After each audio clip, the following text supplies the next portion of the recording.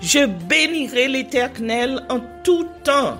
Ses louanges seront toujours dans ma bouche. Oh, j'aime qu'on ait un problème. Et puis qu'elle est content comme ça. Ah, m'pas caché Dieu. Depuis m'commence li Bible moi chaque jour, m'senti charge problème moi yo sorti sous dôme. Oh, si c'est comme ça, moi pour aller couvrir acheter un Bible. Dégagez au marché. Mais en attendant, ou qu'attendez radio télévision d'espoir? Radio Vision d'Espoir. Oh, moi t'attendais une annonce comme ça, oui. Mais qui ça a te dit? Lecture de la Bible en un an.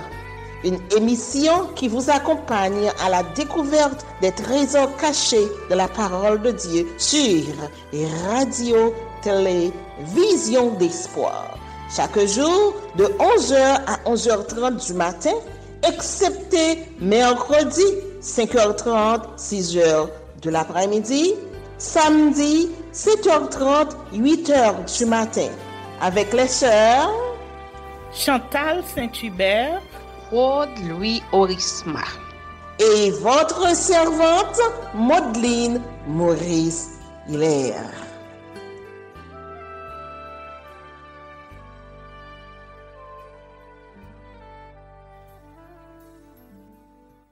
Saint-Esprit de Dieu, fais-nous la grâce de jouir de ta présence durant cette lecture qui enseigne, convainc, corrige, instruit et qui sauve. Au nom de Jésus. Amen.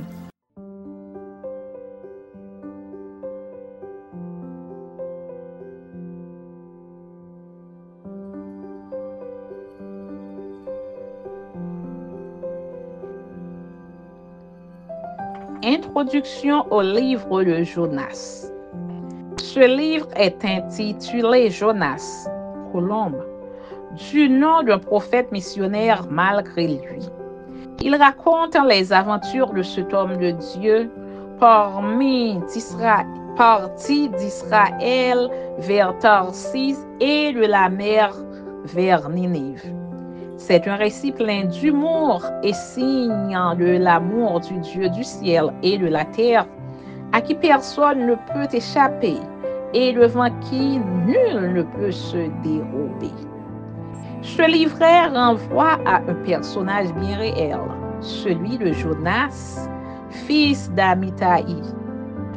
En effet, il est bien question d'un Jonas, fils d'Amittai, en 2 Rois, chapitre 14, verset 25, un prophète de Gath-Hépher en Galilée. Le chapitre 1 identifie la mission, la démission et les contraintes du prophète. Jonas, fils d'Amittai, fut envoyé en mission vers la grande et méchante ville de Ninive, capitale de la Syrie.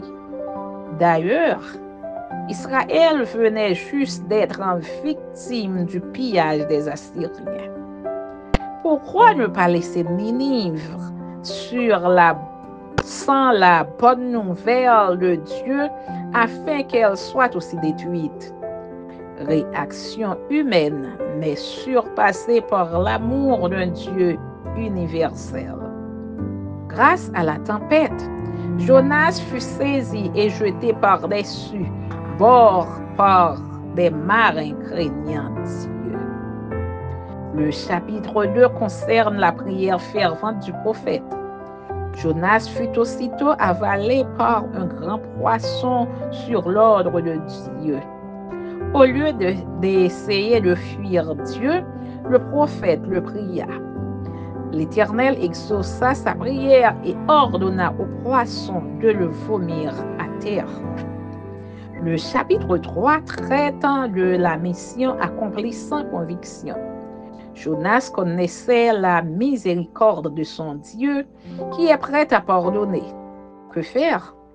Proclamer la destruction de Ninive au lieu d'inviter sa population à la repentance. Encore 40 jours et Ninive est détruite. Voilà le message radical qui produira l'effet inattendu par le prophète. Tous les Ninivites se repentirent, des hommes jusqu'aux animaux, du roi jusqu'au plus petit sujet. Alors Dieu se repentit du mal qu'il avait résolu de leur faire, et il ne le fit pas. Jonas chapitre 3, verset 10. Le chapitre 4 retrace le mécontentement de Jonas et les reproches que lui fit l'Éternel. Fais-tu bien de t'irriter à cause du ricin qui a séché? Jonas répondit par l'affirmative. Et moi, n'aurais-je pas pitié de Ninive qui s'est repentie? Dit l'Éternel. La leçon fut assimilée et la mission continua. C'est l'histoire d'un nationaliste impénitent qui voulait que Dieu châtie l'ennemi de son peuple et qui refusa de ce fait de lui annoncer la paix. Pas de bonne nouvelle pour Ninive, d'où la conclusion de Jonas. Je savais que tu es un Dieu compatissant. C'est ce que je voulais prévenir en fuyant à Tarsis. Jonas chapitre 4, verset 2. Le livre de Jonas exprime quelques vérités essentielles. Notre mission est d'une grande importance. Elle est impérative et non indicative. Le Dieu de la mission ne réserve pas exclusivement son amour et son salut à ceux qui croient déjà en lui, mais aussi aux étrangers repentants de tous les temps. L'Éternel est le maître de l'univers. Il peut utiliser n'importe quel élément du cosmos, la tempête, le poisson ou le ricin, pour atteindre son objectif de salut. Il est le maître de la vie et de la mort. Amen. Da, da, da. Da, da. Oh. Si Dieu a mis un rêve dans ton cœur, écris-le, garde-le comme un trésor. Quoi qu'on dise, protège la vision avec passion. Oh oui, quand tu sais de tout ton être que ce rêve ne vient pas de toi, même si tu ne vois que le contraire, persévère. Oh oui, persévère. Persévère.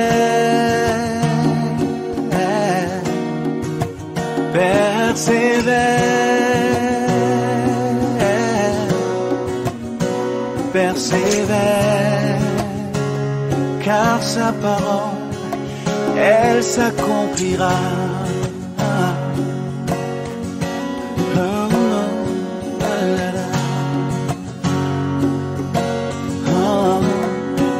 Si dans ton cœur est réelle cette promesse, quand vient le doute, lève-toi et confesse que Dieu est vrai et que sa parole demeure éternelle. Oh, oh, oh. Car ce qu'il promet, mon frère, ma soeur, n'est jamais vain. Toujours fidèle et son chemin certain. Même si les choses semblent n'aboutir à rien, persévère. Oh, oh, oh. Quand il dit, la chose arrive. Quand il ordonne, elle existe. Son regard est sur ce qui lui appartient.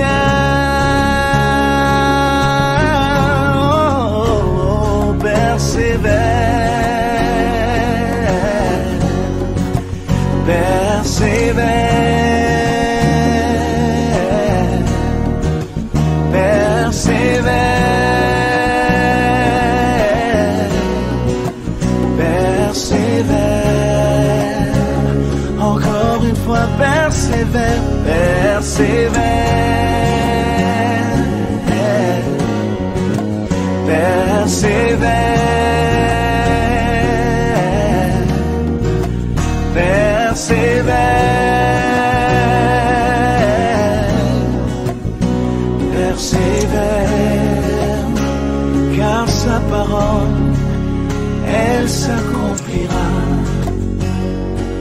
Oh oui, elle s'accomplira. Oh oui, elle s'accomplira. Certainement, oh oui, elle s'accomplira.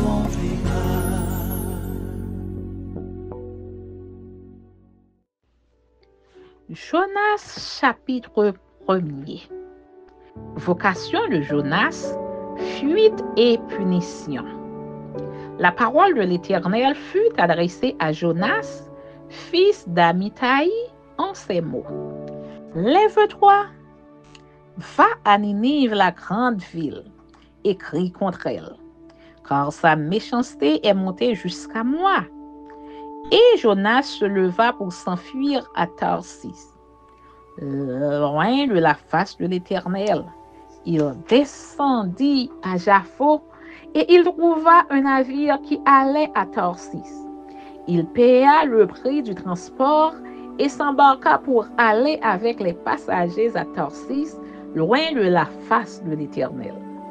Mais l'Éternel fit souffler sur la mer un vent impétueux, et il s'éleva sur la mer une grande tempête. Le navire menaçait de faire naufrage. Les mariniers eurent peur, ils implorèrent chacun leur Dieu, et ils jetèrent dans la mer les objets qui étaient sur le navire, afin de se le rendre plus léger. Jonas descendit au fond du navire, se coucha et s'endormit profondément. Le pilote s'approcha de lui et lui dit, « Pourquoi dors-tu? Lève-toi, invoque ton Dieu. Peut-être en voudra-t-il penser à nous et nous ne périrons pas. » Et ils se dirent l'un à l'autre, « Venez et tirons au sort pour savoir qui nous attire ce malheur. » Ils tirèrent au sort et le sort tomba sur Jonas. Alors ils lui dirent, « Dis-nous qui nous attire ce malheur. Quelles sont tes affaires et d'où viens-tu? Quel est ton pays et de quel peuple en es-tu? » Il leur répondit, « Je suis hébreu et je crains l'Éternel, le Dieu des cieux qui a fait la mer et la terre. » Ces hommes eurent une grande frayeur et ils lui dirent, « Pourquoi as-tu fait cela? » Car ces hommes savaient qu'ils fuyaient loin de la face de l'Éternel parce qu'il le leur avait déclaré. Ils lui dirent, « Que te ferons-nous pour que la mer se calme envers nous? » Car la mer était de plus en plus orageuse. Il leur répondit, « Prenez-moi et jetez-moi dans la mer, et la mer se calmera envers vous. Car je sais que c'est moi qui attire sur vous cette grande tempête. » Ces hommes ramaient pour gagner la terre, mais ils ne le purent, parce que la mer s'agitait toujours plus contre eux. Alors ils invoquèrent l'Éternel et dirent, « Ô Éternel, ne nous fais pas périr à cause de la vie de cet homme, et ne nous charge pas du sang innocent, car toi, Éternel, tu fais ce que tu veux. » Puis ils prirent Jonas et le jetèrent dans la mer, et la fureur de la mer s'apaisa. Ces hommes furent saisis d'une grande crainte de l'Éternel, et ils offrirent un sacrifice à l'Éternel et firent des vœux. Amen.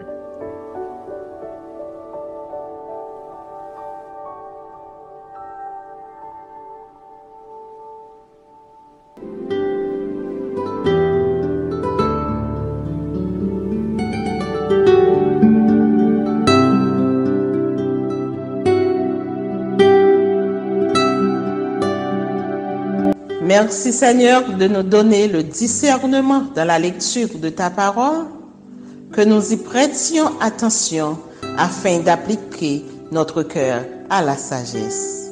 Amen. Que celui qui a des oreilles pour entendre, entende, et que celui qui lit fasse attention.